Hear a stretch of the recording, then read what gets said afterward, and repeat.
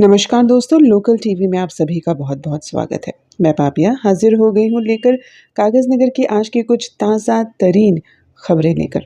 तो चलिए शुरुआत करते हैं आज की हेडलाइन से। वसुंधरा कॉलेज में कैंपस इंटरव्यू, आ गया मिड डे मील फंड, खाने में मिला कीड़ा, एसपीएम और म्यूनिसिपैलिटी में अनबन, जिले की विस्तृत रिपोर्ट, मंत्री से मिले छात्र, बैंक में नौकरी का मौका मिलने जा रहा है। जी हाँ दर्शकों, कल यानी 24 तारीख को वसुंधरा डिग्री कॉलेज में इंटरव्यू सिलेक्शन का कार्यक्रम है। सुबह 10 बजे से इसकी शुरुआत होगी। एक्सिस बैंक, एचडीएफसी बैंक और मुथूट फिनकॉर्प वाले इंटरव्यू लेने आ रहे हैं। पोस्ट है बैंक के बिजनेस डेवलपमेंट एग्जीक्यूटिव की। साल 2.4 लाख का पैकेज रहेगा। अगर आपकी उम्र 32 से कम है और आपके पास डिग्री है तो आप इसमें हिस्सा ले सकते हैं। हिस्सा लेने के लिए आपको नीचे लिखे फ़ोन नंबर पर कॉल करके अपॉइंटमेंट लेना होगा या फिर आप कार्यक्रम में सीधे जाकर शामिल होने की कोशिश भी कर सकते हैं। जाते समय आपको डिग्री, आधार और पैन कार्ड ले जाना पड़ेगा। कुछ दिनों पहले आपको एक एपिसोड में हमने बताया था कि सरकारी स्कूलों में मिड डे मील बनाने वाले ठेकेदारों को पैसे नहीं मिल रहे हैं। पैसों की तंगी के चलते ठेकेदार और खाना बनाने वाले कर्मचारी परेशान हैं।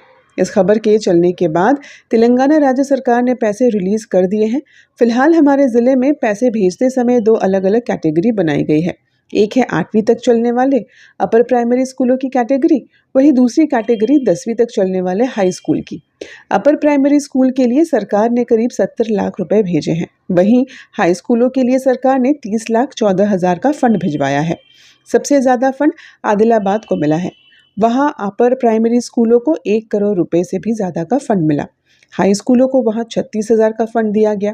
इसी फंड में दिसंबर और जनवरी का पेमेंट शामिल है। साथ ही अंडों का बिल भी अटैच करके भेजा गया है।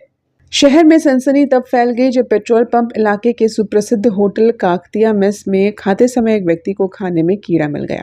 उसके बाद खूब हो हल्ला हुआ, होटल बंद हुआ और आज तो पूरे जिले में फूड इंस्पेक्टर को जगह जगह चेकिंग करते हुए पाया गया। एक इतने अच्छे होटल में ये घटना कैसे घट गई, ये सच में एक आश्चर्य की बात है।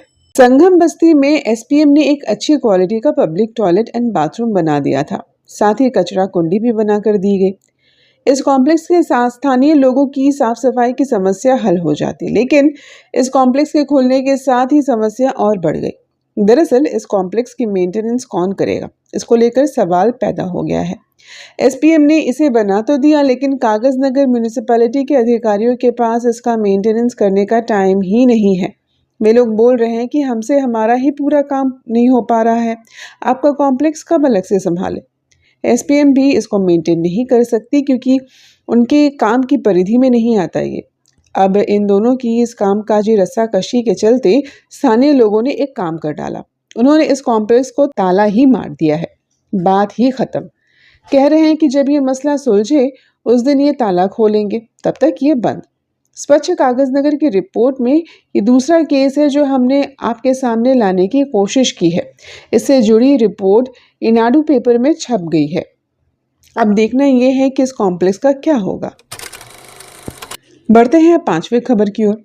गांव से जुड़ी एक रिपोर्ट आज इनाडू पेपर में देखने को मिली। इसमें हमारे जिले के ग्रामीण परिस्थिति की पूरी जानकारी लिखी हुई है। आइए इस पर एक नज़र डालकर देखते हैं। इंसान या तो शहर में रहता है या तो गांव में। हमारे ज़िले में 83% लोग गांव में रहते हैं और बाकी 17% लोग शहर में रहते हैं। शहर के नाम पर हमारे ज़िले में सिर्फ 2 ही शहर हैं, एक कागज़ नगर और एक आसिफाबाद। सबसे ज़्यादा ग्रामीण आबादी हमारे ज़िले में ही रहती है, जबकि इसके ठीक उलट सबसे ज़्यादा शहरी आबादी मंचियाल ज़िले में रहती है। मंचियाल में 56% आबादी गाँव में रहती है, बाकी 44% आबादी शहर में रहती है। मंचियाल ज़िले में शहर भी तो याद है, बेलमपल्ली, मंचियाल, सीसी नसपुर, रेकशेट्टीपेट, चेन्नूर सरीखे, इतने सारे शहर हैं मंचियाल ज़िले में। आबादी की बात कर आते हैं किसानों की आबादी में। हमारे ज़िले में हर 100 में से 35 आदमी किसान हैं। जी हाँ दोस्तों, 35% आबादी किसान है। सबसे ज़्यादा किसान आदिलाबाद ज़िले में है, पूरे 36%। सबसे कम किसान है मंचियाल ज़िले में, मात्र 13%। रिपोर्ट के अनुसार लगातार किसानों की संख्या कम होती जा रही है। लोग खेती छोड़कर शहरों में जाकर नौकरी करने जाने लगते हैं। लोग सबसे ज़्यादा कंस्ट्रक्शन फील्ड में मेसन मिस्त्री का काम कर रहे हैं। अब आते हैं पौष्टिक आहार पर। हमारे ज़िले में करीब 76% महिलाओं और 76% बच्चों को पौष्टिक आहार मिलता है। कैसा भी हो हमारा ज़िला, कम से कम भुखमरी तो नहीं हमारे यहाँ। आदिलाबाद प्रखंड के लगभग सभी जिलों में पौष्टिकता का ऐसा ही हाल है। पौष्टिकता के बाद आते हैं स्कूल ड्रॉप आउट की।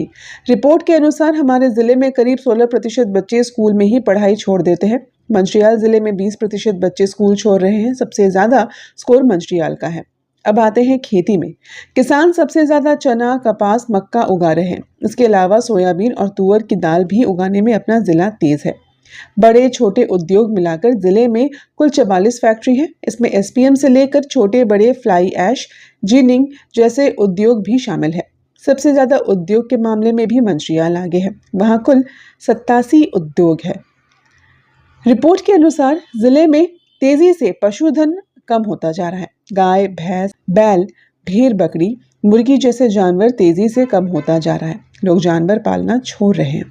साक्षरता के मामले में अपना जिला 57% का स्कोर हासिल किया है। यानी हमारे जिले में 100 में से सिर्फ 57 लोगों को पढ़ना लिखना आता है। बाकी सभी अनपढ़ हैं। ABCD भी पढ़ना नहीं जानते। मंचियाल चाहे जितनी भी आगे बढ़े, वहां भी मात्र 64% लोग ही पढ़ लिख पाते हैं।